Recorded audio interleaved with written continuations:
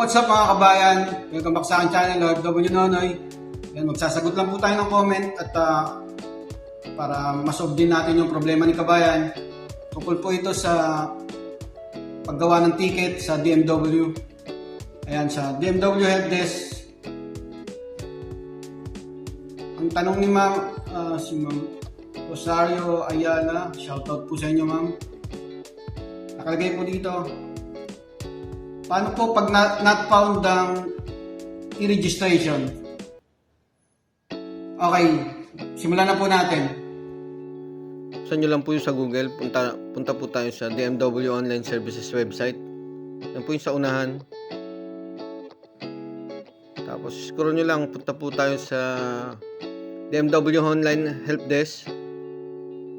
Tapos click nyo po yung create ticket. Tapos continue lang po yan. Tapos select services, piliin nyo po. Piliin na ayan, sample lang po ito, online services. Tapos select concern. Tapos next. Next nyo lang po ulit yan, frequently asked questions. Yan, pag nandyan na po kayo, ayan yung tanong po ni ma'am dyan, yung I forgot my registration number. Pag yan po yung kinlik nyo, yan example po, tapos kung tandaan nyo po yung i-registration number nyo, at pag hindi naman, or pag nagkamali po kayo dyan, yan, for example, click natin yung yes. Yan po yung lalabas, i-registration number not found. Yan po yung naging problema. I-back nyo lang. Tapos yung pangalawang senaryo naman po, pagka yung email address naman na mali po yung email address na nilagay nyo, hindi po yan yung ginamit nyo sa pag-register. Ganito naman po lalabas. Ayan, email address not found naman po.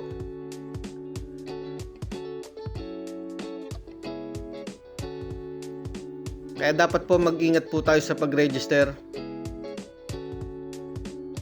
Dito pa lang po sa pag-register natin, ayan, sa mga baguhan, ito po yung bagong mag-re-register, tip lang po ito.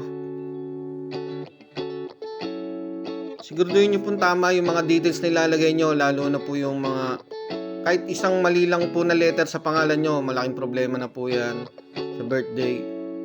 Lahat po, pati email address nyo. Kaya siguraduhin nyo po tama. Balik na po tayo dun sa helpdesk. Ito, pag I know, dito naman po yung I forgot my email and registration number. Ito po yung sinasabi ko kanina na pag meron po kayong maling isang letter, ayan, sasadyain po nating magmali po dito. Ito na naman yung isang pangatlong senaryo na mangyari yan. Name and birthday not found. Kunyari, nagkaroon po kayo ng typo sa pag-register, kaya siguraduhin nyo po, i-double check nyo po. Ayan, itatama na natin. Ayan, mapupunta na kayo sa concern details, pag-create ng ticket.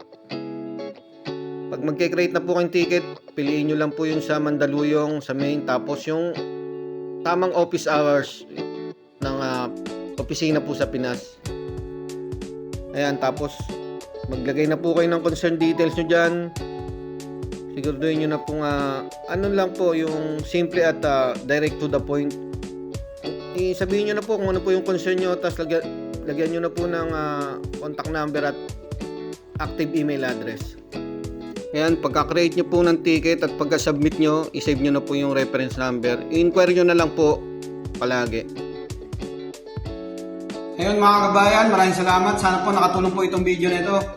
Mag-iingat po kayo lagi sa pag-register sa DMW Services e-registration. Siguraduhin nyo pong tama lahat po ng details nyo palagi. Kasi maselan po itong website na ito. Marami pong nagkakaroon ng problema dito. Pakipollow na lang po ako sa aking YouTube channel at Facebook page. OFW Nonoy at Arnel Nonoy Nieva sa Facebook. Maraming salamat.